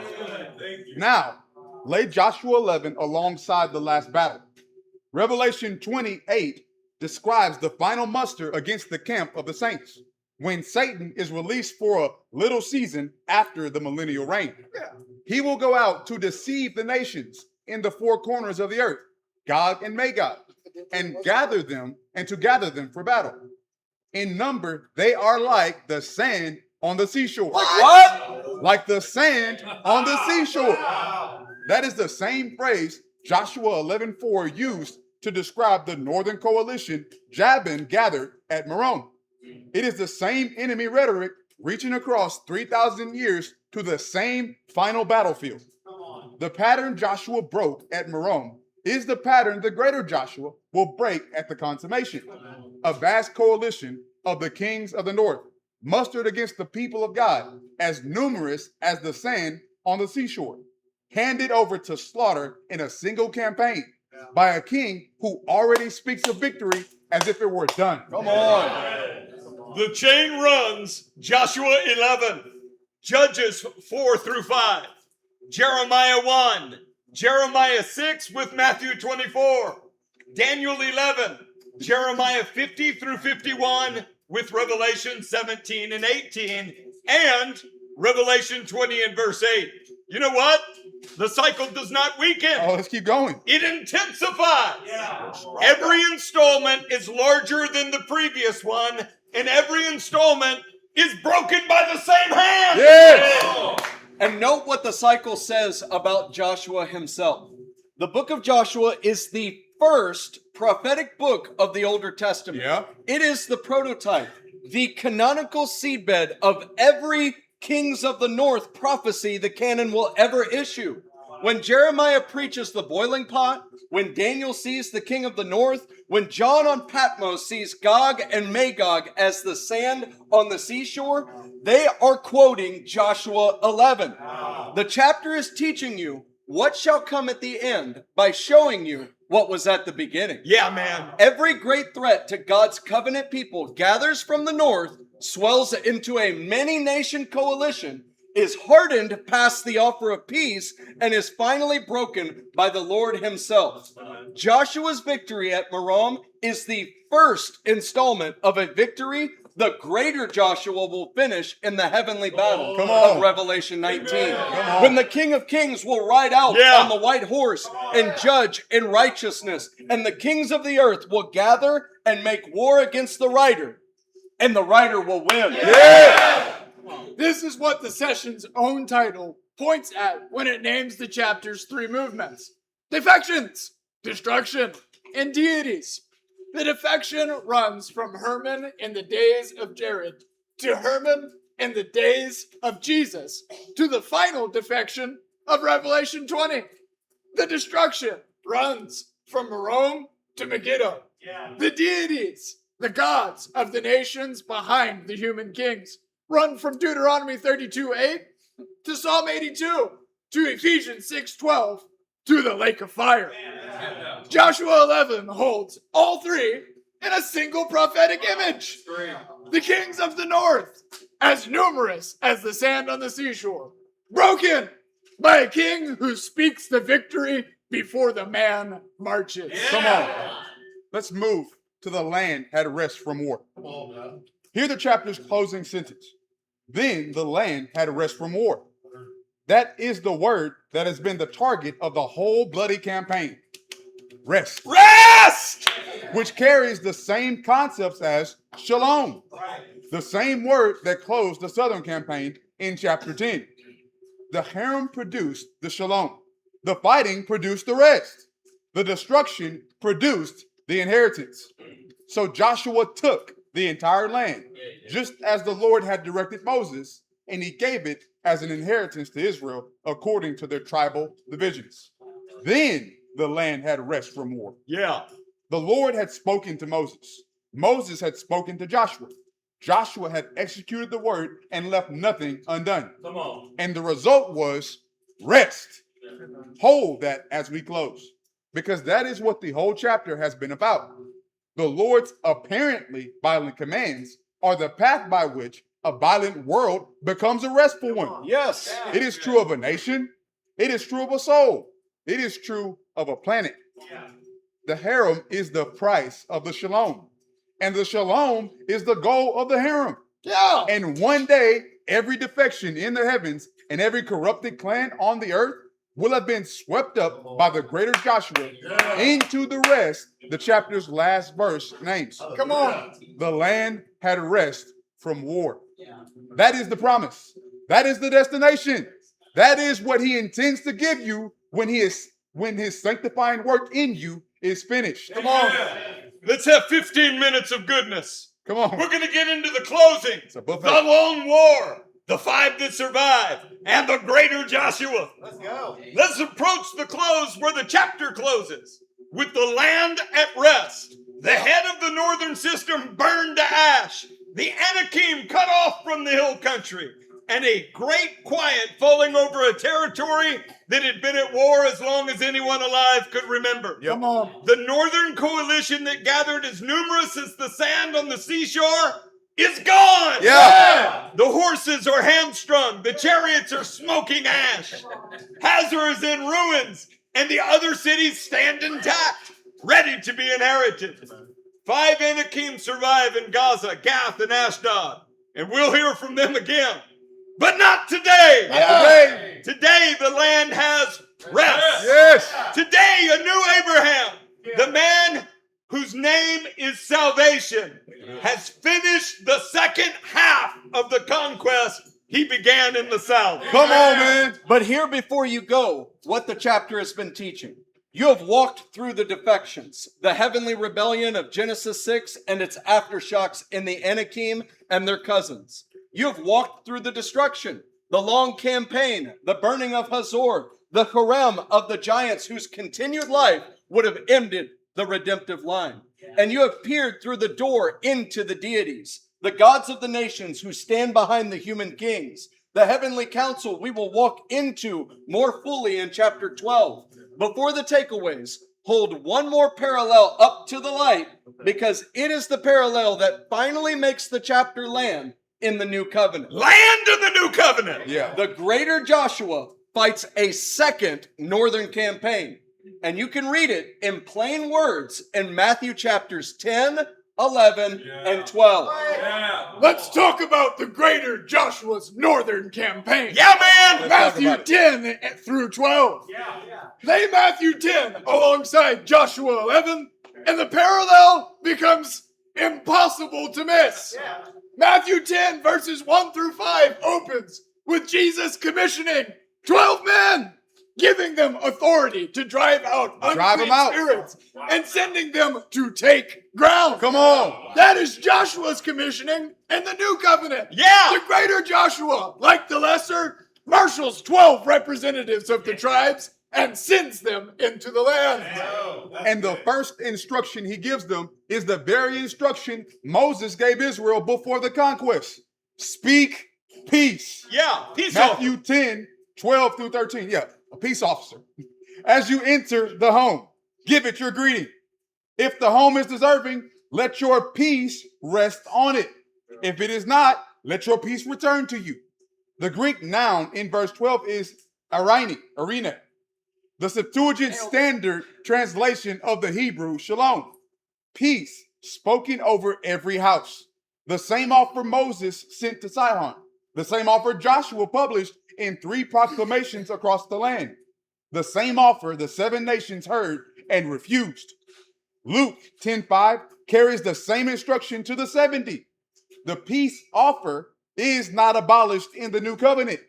It is extended from the cities of Israel to every house on the road to the rest of the world. But hear what comes next.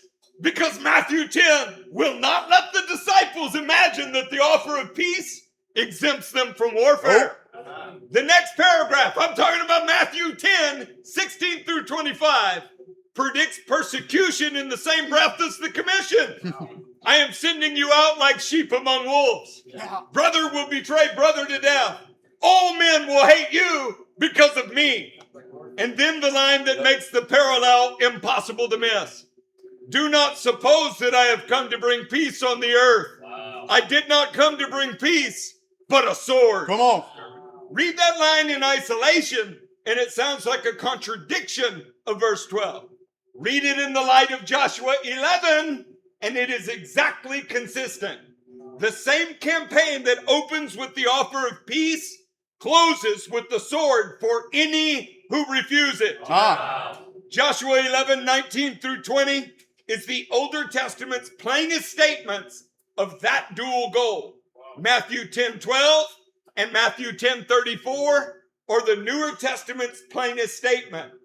The chapters are saying the same thing. The campaign is the same campaign. Only the territory has been extended. And then Matthew 11, 12. The verse the session has long pointed at as the new covenant's clearest description of the long war. From the days of John the Baptist until now, the kingdom of heaven has suffered violence. Violence! And the violent take it by force. Long war. That is Joshua 11:18 in evangelical vocabulary. Joshua waged war against all these kings for a long time. Long time. The kingdom does not roll in on a red carpet. It is seized, Yes. pressed into, Yes. fought for, pursued across the foothills and into the long campaign. The kingdom suffers violence and the violent take it by force. Not because the kingdom is violent in its essence, but because the opposition to the kingdom is violent in its essence. And the kingdom advances only through hands that will not put down the sword of the Spirit. Long war.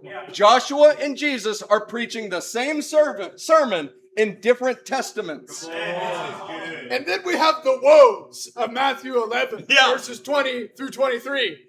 Woe to you, Chorazin! Woe to you, Bethsaida! And you, Capernaum! Will you be lifted to the heavens? No, you will go down to Hades. The Galilean cities where Jesus had done his greatest signs and which had refused to repent. That is the new covenant's hardened heart discourse. The harem of Joshua 11 falls on Hazor, Madon, Shimron, and Akshaph. The woes of Matthew 11 fall on Chorazin, Bethsaida, and Capernaum. The mercy is real. The offer is real. And the refusal ratifies the judgment. Yeah. Both Joshuas teach the same chapter, and they both do it in the Galilean region. How about that? And then, this is the moment the chapter has been building toward the whole night. Come Matthew 11, 28 through 30. The verses that take the harem and turn it inside out into the shalom. Come to me, all you who are weary and burdened, and I will give you rest. Take my yoke upon you and learn from me, for I am gentle and humble in heart, and you will find rest for your souls. For my yoke is easy and my burden is light. I will give you rest. That is the exact word from Joshua 11:23. The land had rest from war. The greater Joshua, having walked the same northern campaign the lesser Joshua walked, offers what the lesser Joshua could only point at. Come on. Rest. Lasting rest. Sabbath rest. The rest the conquest was always meant to. Come to me is the longer arch shalom landing in the new covenant in the form of a person. Not a treaty to be signed, not a city to be spared, but a man to come to and yoke to wear. Hebrews 4:8 will close the argument. For if Joshua had given them rest, God would not have spoken later about another day. The lesser Joshua gave Israel a foretaste of rest. The greater Joshua gives the rest itself. Today, if you hear his voice, do not harden your hearts. And the hardening Hebrews names is the very hardening Joshua 11:20 turned now into a warning to the new covenant church, to us. Do not be Hazor, be Gibeon. Moving forward in Matthew 12 opens with Jesus declaring himself Lord of the Sabbath. Yes. The Lord of greater rest. Joshua does not merely give Sabbath rest, he is Sabbath rest. Come on. Same campaign, different testament. Lesser Joshua, greater Joshua. Come on.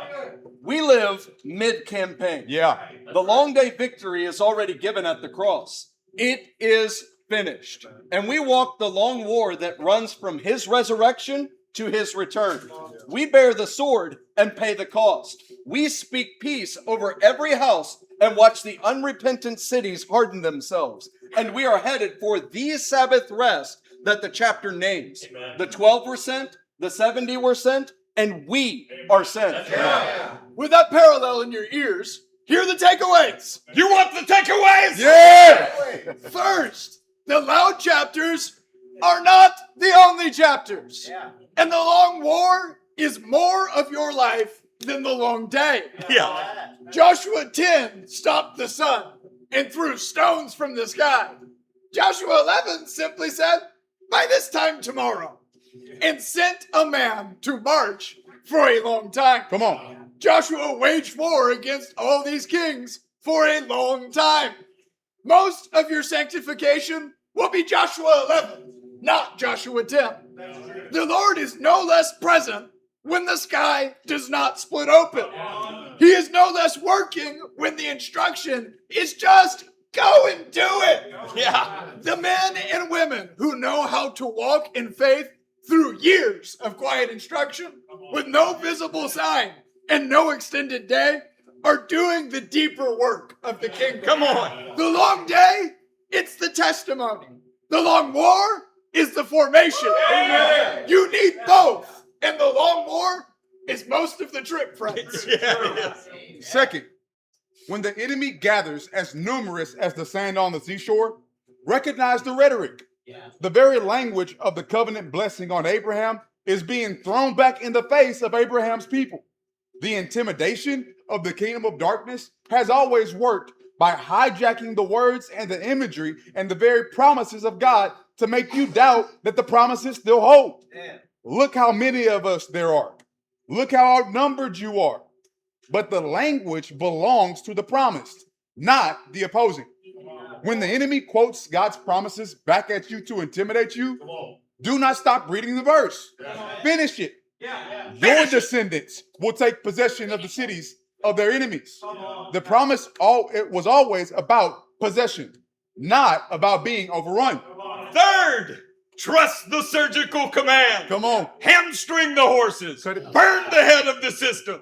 The greatest temptation of a victorious saint faces is not defeat after a loss. It's self-sufficiency after a win. If Joshua had captured those cavalry forces and added them to Israel, his grandchildren would have trusted in chariots and forgotten the God who sent them. So the Lord made the obedience surgical, cut the thread at the root, even when the threat looks like an asset.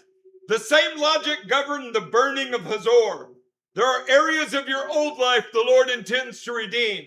There are gifts, relationships, and capacities He will repurpose and use. But there is always a head, the controlling system, the false king enthroned at the center of who you were. And that head has to be burned. Burn it. If you negotiate with the head, the body will regrow. Identify the head in your own life. Do not preserve it. The lesser cities can be inhabited only because the head is gone. Fourth, leave nothing undone. Come on. The chapter's quiet summary verse, as the Lord commanded his servant Moses, so Moses commanded Joshua, and Joshua did it. He left nothing undone of all that the Lord commanded Moses. That's the standard. The 5 giants that remained in Gath became Goliath and his 4 brothers, the headache of David's life. The sin you do not finish in your 20s becomes the giant your 40s will have to walk out to defeat. When the Lord gives a clear command, total obedience is the only obedience. The mercy is in the totality. Yeah. Fifth, the Lord's hardening confirms what the heart has already chosen, and his mercy is always open to the one who will turn. Verse 20, it was the Lord himself who hardened their hearts to wage war against Israel.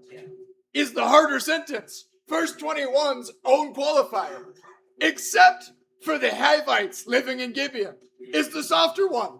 Both are true. Yeah. The Lord ratifies the refusal of mercy when mercy is refused. The Lord receives the seeker of mercy when mercy is sought. Yeah. There were Canaanite kings under the same offer of peace as the Gibeonites, and they refused it. The Gibeonites alone accepted, and the Gibeonites alone were spared. Yeah. Even in the chapter of total cherem, the door of mercy was open to the one who would walk through it, and it is still open. Come on. Sixth, the cherub of the Anakim was the protection of the redemptive line, not the cruelty of an arbitrary God. 400 years of mercy had been offered. The populations had refused. The Genesis 6 contamination had returned in the giant clans strategically planted on every road into the land. And if these populations had been left alive, the line through which the Redeemer was coming would have been overwhelmed. Yeah.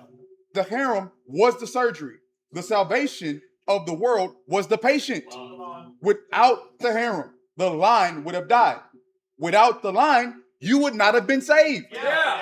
The God who commanded Joshua to root out the Anakim is the same God who, when the time was full, sent his own son to take the wound in his own body for the very kind of sin the Canaanites had committed.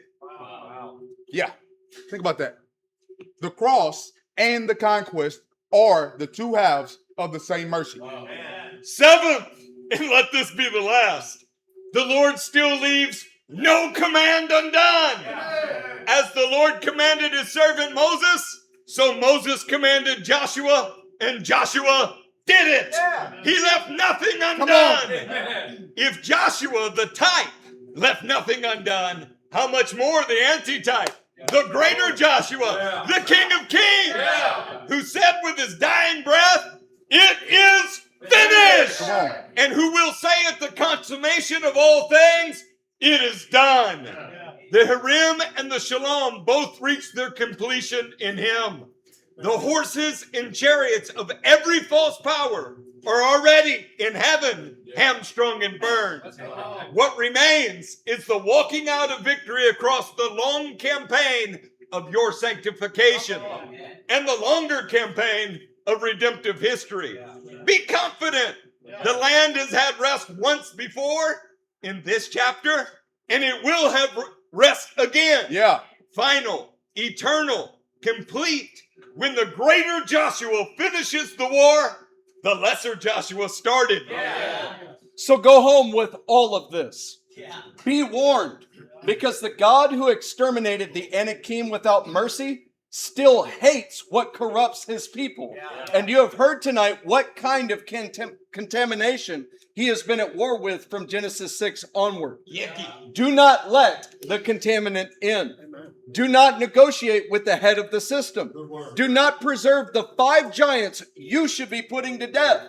Be advised that the long war is real and faithful, that the quiet miracle is no less the Lord's than the loud one, and that obedience without spectacle is the larger part of any saint's life. Amen. Remember that the renowned are not always the good. No. The Nephilim were the heroes of old, men of renown, and they grieved the heart of God.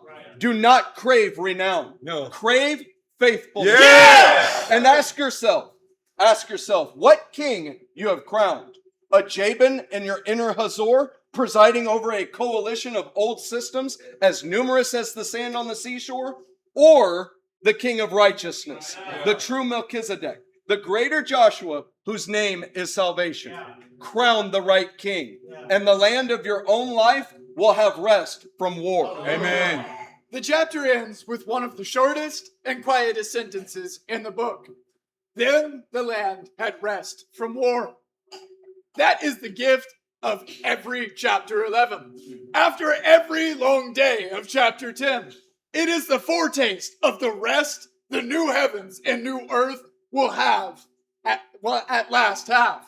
When the last giant is gone and the last defection is judged, and the greater Joshua hangs up the sword for good, there remains then a Sabbath rest for Yeah. the people of God. Come on. For anyone who enters God's rest also rests from their work, just as God did from his. The long war, it ends. Yeah. The land has rest. Yeah. The greater Joshua wins. The book of Joshua is the prophetic introduction to the book of Revelation. And chapter 11, like chapter 10, is preaching at us the same thing. That the harem and the shalom are the two halves of the same act of God. That the violence is the path to rest. Come on. And that rest is coming. So, go home active. Yeah. Victorious. Yeah. Full of faith. The kings of the north have been broken. The Anakim have been cut off. The land has rest from war. And the king who fought for Israel, Yehoshua, the Lord saves, is the same king who fights for you, who sanctifies you, and will glorify you, world without end. Come on, saints. Stand up, let's pray. Greater Joshua, we thank you that you have placed us in this long war, and we declare your shalom over a world that is chaotic.